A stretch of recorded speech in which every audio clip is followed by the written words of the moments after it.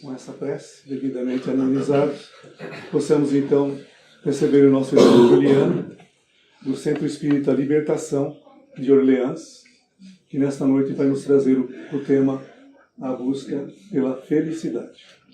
Olá, pessoal. Boa noite. Boa noite. Primeiro a gente gostaria de agradecer ao convite da casa. Mais uma vez podemos estar aqui compartilhando um pouquinho do que a gente tem aprendido na doutrina espírita e agradecer também a harmonia, porque essa casa tem uma harmonia muito grande. Bom, nós vamos falar um pouquinho sobre a busca pela felicidade. Todos nós, em algum momento da vida, já nos perguntamos para onde vamos, o que estamos fazendo aqui, qual será o sentido da vida, de onde viemos, quais as nossas metas, enfim, perguntas que rodeiam o nosso pensamento e que muitas vezes ficamos sem resposta. A gente pode resumir todas essas perguntas e objetivos, metas que todos nós temos, talvez numa síntese de aonde está a felicidade, o que me faria feliz, quais as atitudes, quais os objetivos que eu teria que alcançar para poder ser feliz realmente. Né? Bom, e para ser feliz, como a gente deve proceder, aonde devemos buscar, como alcançar essa felicidade, essa coisa que todos nós, de uma maneira ou de outra, buscamos.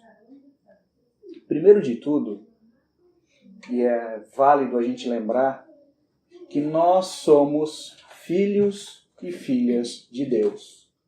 Somos criaturas em que em algum momento da criação fomos criados simples e ignorantes, conforme nos ensina o Livro dos Espíritos, simples em termos de complexidade e ignorantes em termos de não ter conhecimento, e a partir desse momento, dessa criação, aonde o Criador coloca em cada um de nós potenciais, sementes, que ao longo da evolução espiritual de cada um vão ser regadas, vão ser plantadas num solo fértil e para depois poder ser germinada e então dar o seu fruto.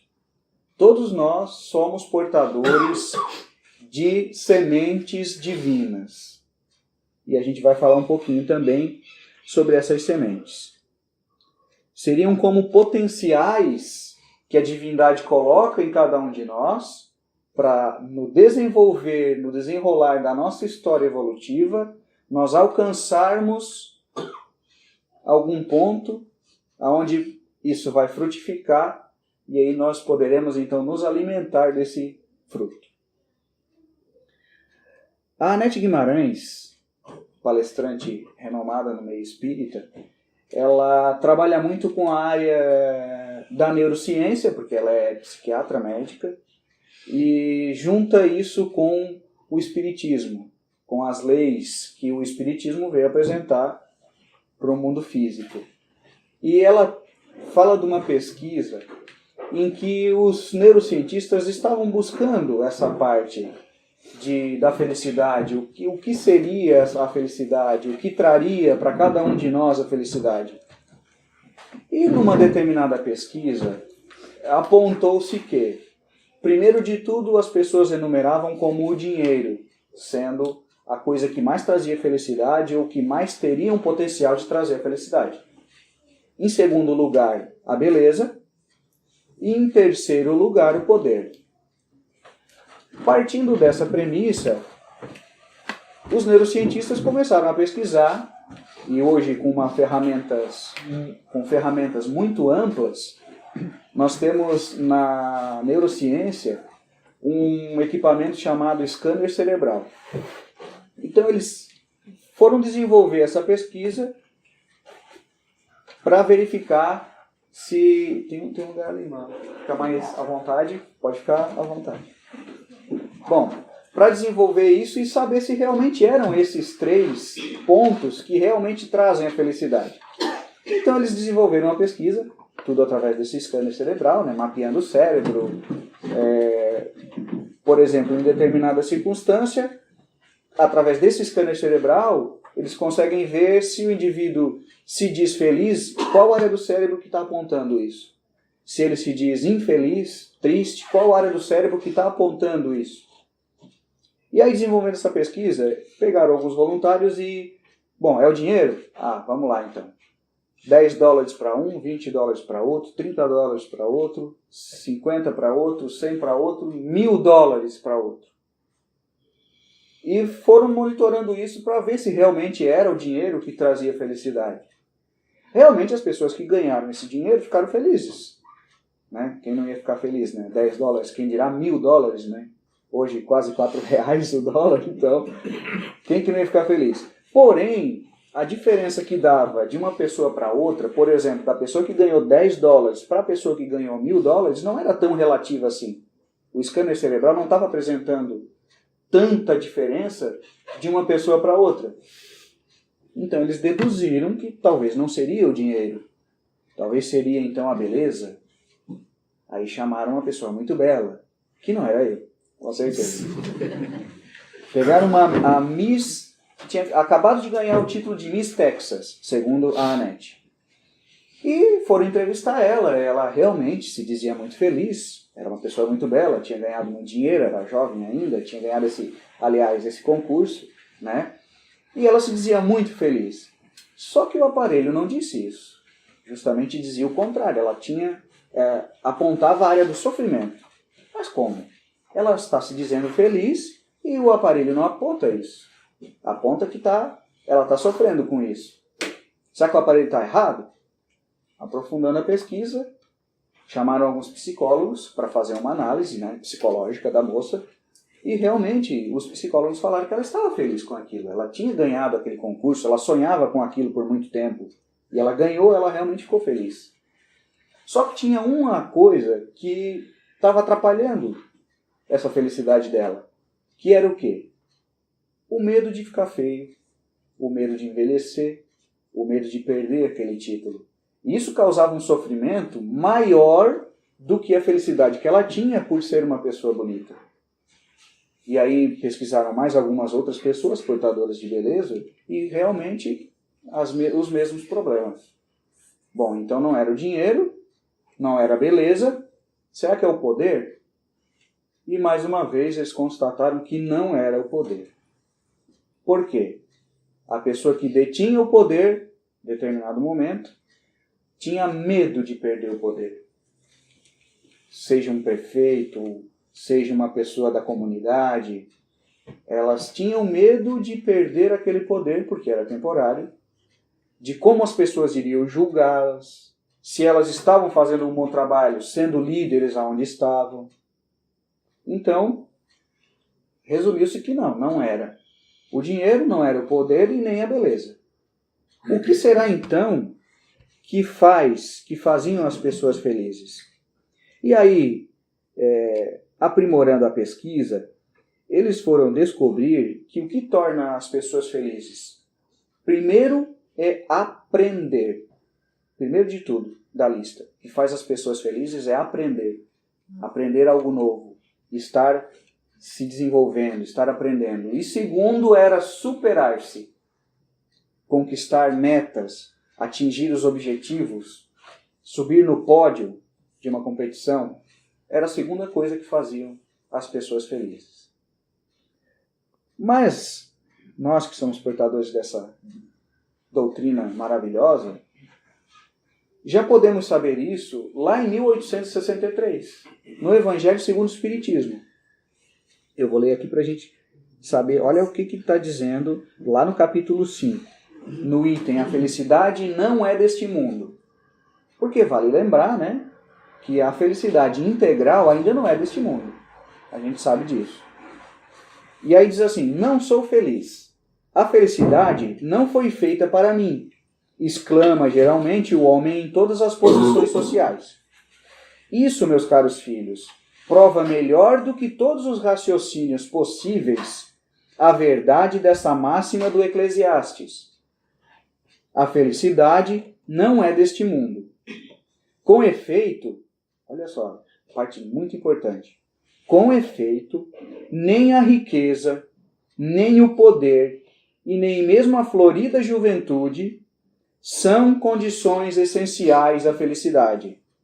Digo mais, nem mesmo reunidas essas três condições tão desejadas, porquanto incessantemente se ouvem no seio das classes mais privilegiadas, pessoas de todas as idades se queixarem amargamente da situação em que se encontram. Justamente o que a neurociência veio pesquisar e pôde comprovar. Então já sabemos, e agora com provas científicas, de que não é a beleza, nem o dinheiro e nem o poder que vão trazer felicidade na nossa vida. E qual o obstáculo maior que o ser humano encontra para poder ser feliz? E aí lá no capítulo 11, os Espíritos vão dizer assim: o egoísmo é o maior obstáculo à felicidade do homem. O egoísmo. A gente teria que entrar muito profundamente no tema do egoísmo para a gente entender alguns mecanismos, por que a gente não é feliz. Quais são as atitudes egoístas que nós tomamos no nosso dia que não nos deixam alcançar uma felicidade relativa. Porém, seria um tema muito abrangente para uma outra oportunidade. Então a gente tem que lembrar que se Deus é perfeito e a gente pode ver isso na criação ao nosso redor, Ele criou os seus filhos, a sua criação, para ser também perfeita, relativamente. Né? Ninguém vai alcançar a perfeição divina porque Deus é perfeito ao infinito. Mas Ele nos criou para ser felizes. Talvez não integralmente neste mundo, mas nos criou para ser felizes. Né? E por que a gente não alcança a felicidade? Mais do que está provado que nós buscamos coisas erradas. Por isso a gente não alcança essa felicidade que tanto todo mundo busca. Porque, eu não queria ser feliz, só queria ser um pouquinho mais tranquilo. Já é um parecer de uma felicidade. Eu ia ficar contente se eu estivesse tranquilo. Né? É bom a gente lembrar da reencarnação. Por quê? Todos nós aqui somos espíritos imortais. A partir do momento que fomos criados, nós não mais morreremos. E a nossa evolução, ela já é de milênios. Apesar de a gente estar ainda muito próximo do princípio de onde fomos criados, porque a gente é muito material ainda, nós já temos milênios e milênios de vivências, dificuldades, felicidades relativas, problemas que a gente enfrentou, enfim. Toda essa soma, toda essa carga, essa bagagem espiritual que nós temos, culminou no nosso hoje. Então nós somos hoje, cada um de nós aqui, cada um de nós no planeta, é a soma dessas vivências todas. Nós somos a maneira como nós encaramos a vida em milhares e milhares e milhares de reencarnações. Isso é um fato. Então, quando eu estou dirigindo no trânsito e alguém me fecha e eu solto aquela raiva, esse é um mecanismo que já está introduzido em mim há muitos milênios. E eu já trabalhei isso tantas vezes, tantas e tantas e tantas vezes, que isso se tornou automático. É mais que automático, eu faço sem pensar. Tanto que se a gente gravasse um momento nosso de raiva, de cólera, nós iríamos ficar impressionados da maneira com que a gente faz as coisas. E sabendo dessas reencarnações e que somos essa soma toda, o Haroldo Dutra vai dizer numa palestra dele que ele leu um livro em que o pesquisador do livro, o autor, falava o seguinte, que para ser bom numa coisa, por exemplo, eu vou ser piloto de Fórmula 1. Para ser bom nisso, é necessário uma certa bagagem. uma certa carga horária, vamos dizer assim. E o autor desse livro que o Haroldo cita fala em 10 mil horas. Então, para mim ser bom na Fórmula 1, piloto, eu tenho que, no mínimo, do mínimo, ter 10 mil horas de pilotagem. Para eu ser um piloto de avião, que é o exemplo que o Haroldo cita, eu tenho que, no mínimo, ter 10 mil horas de voo para começar a me considerar um piloto bom. Aí nós podemos nos perguntar, essa raiva, essa maneira de agir que eu tenho, o modo com que eu me relaciono com as pessoas, tem quantas mil horas que eu já faço dessa maneira? Porque vamos lembrar, nós somos milenares. Não é de hoje que a gente é assim. Então nós temos essa bagagem de tantas mil horas de raiva, tantas mil horas de impaciência, tantas mil horas de não perdão há muito tempo. E isso é o que faz com que o nosso egoísmo, que é a alavanca disso tudo, não nos deixe alcançar alguns objetivos, nos tornar pessoas melhores. Na prática, vamos repetir, exaustiva, porque a gente já praticou isso tantas e tantas e tantas vezes que ficou automático na gente. E tem que ter noção disso, porque é a partir daí que a gente pode começar a mudar.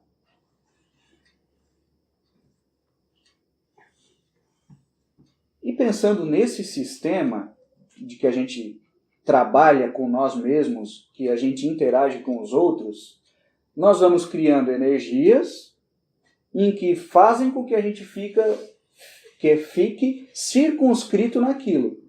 Então vem uma dificuldade e eu ajo de tal maneira.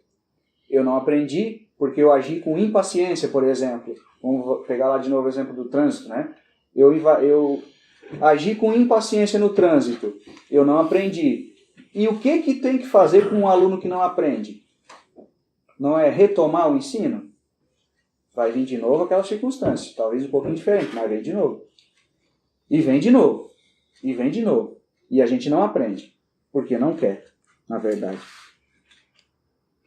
Bom, se a gente já sabe agora o que não nos traz a felicidade e o que a gente acha que traz a felicidade, e legal é porque nessa pesquisa que a Annette cita, os neurocientistas descobriram uma outra área do cérebro, que é a área que fala da plenitude, vamos dizer assim, dessa felicidade em si.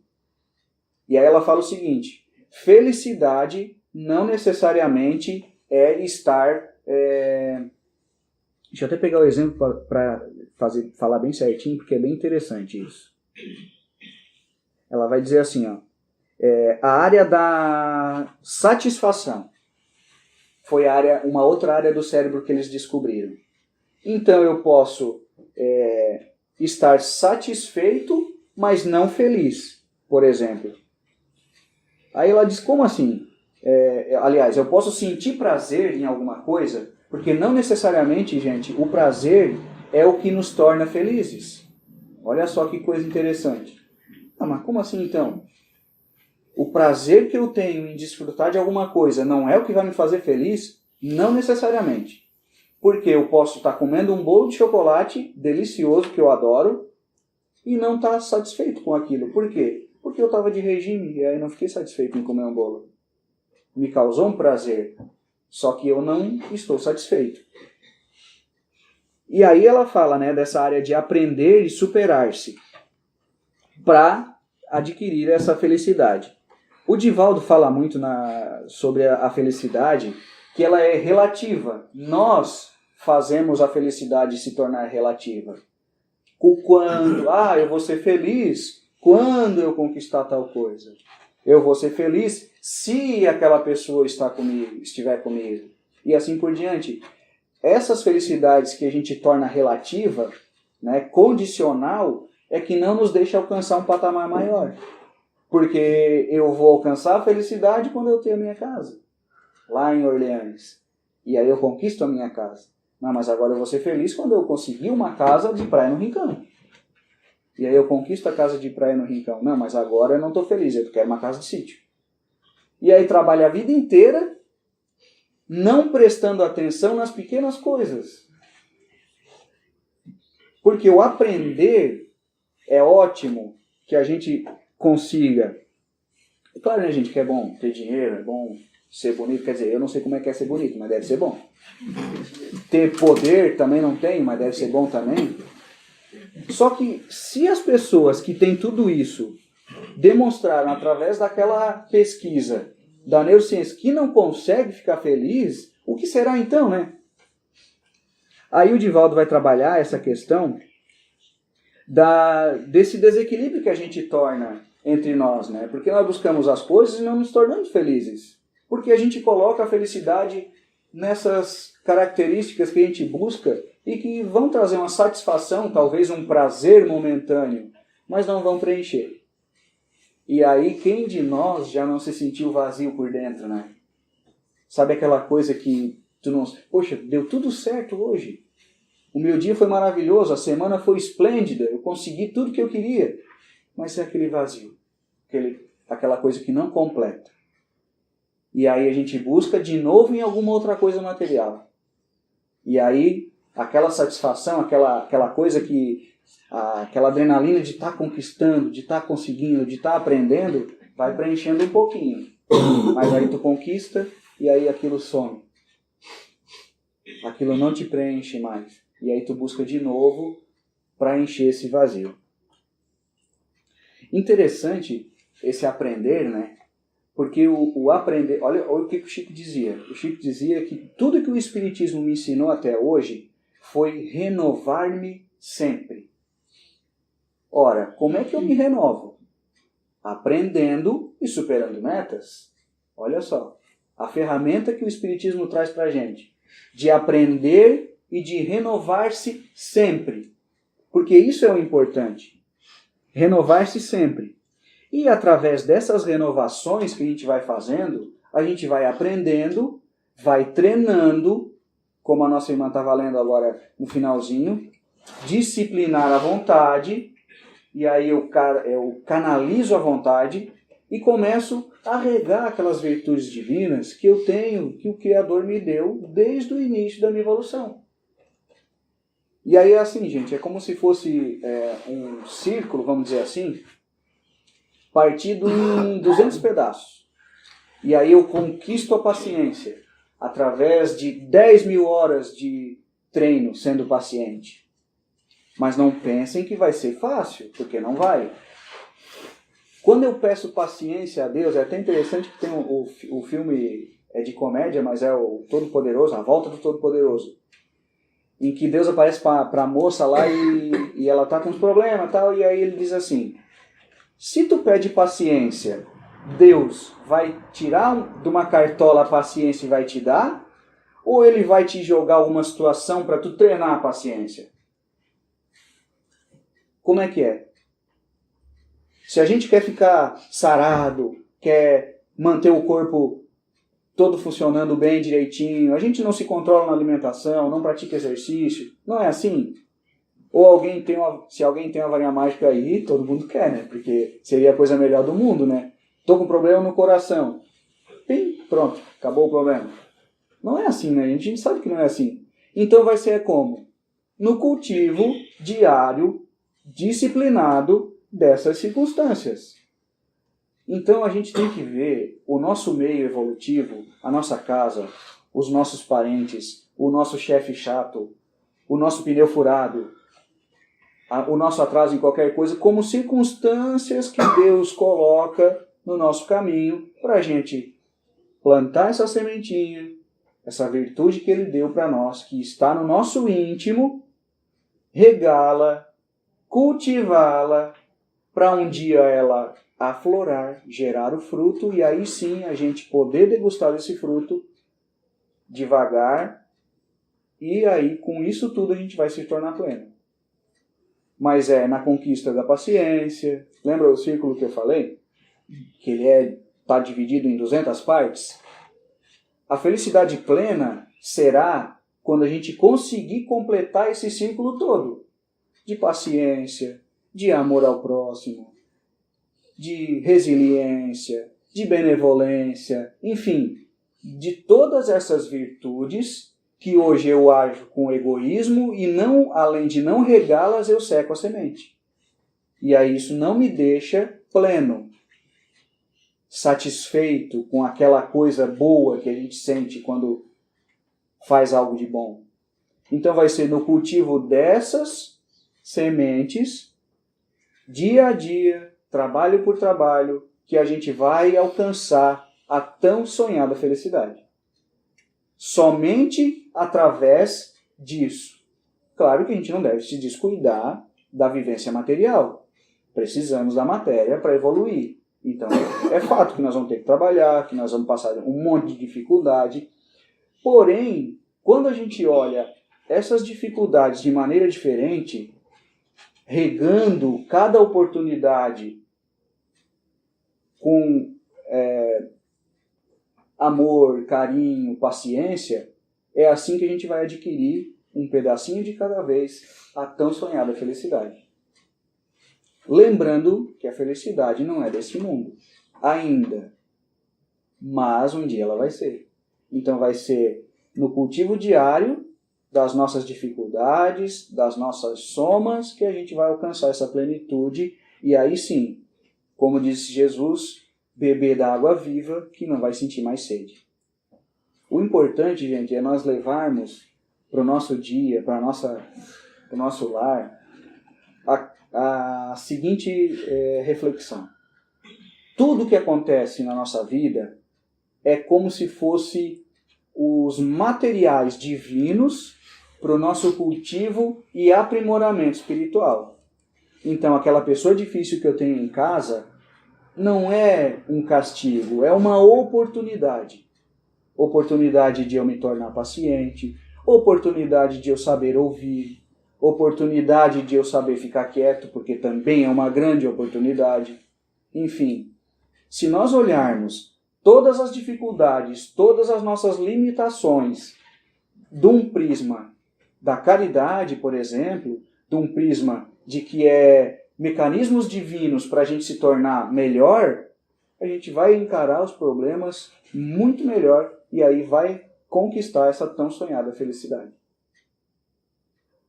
Seria essa a mensagem da noite. Nós agradecemos a paciência e que Jesus possa nos iluminar a cada dia para que a gente então consiga, pedacinho por pedacinho, completar esse círculo que se chama felicidade. Boa noite a todos, que Jesus nos acompanhe. Que assim seja. Agradecemos nesta ocasião ao nosso irmão Juliano pelas receitas que nos trouxeram nesta noite e também quero que ele transmita, em nome de todos nós desta casa, um abraço fraternal a todos os irmãos do Centro Espírita Libertação de Orleans.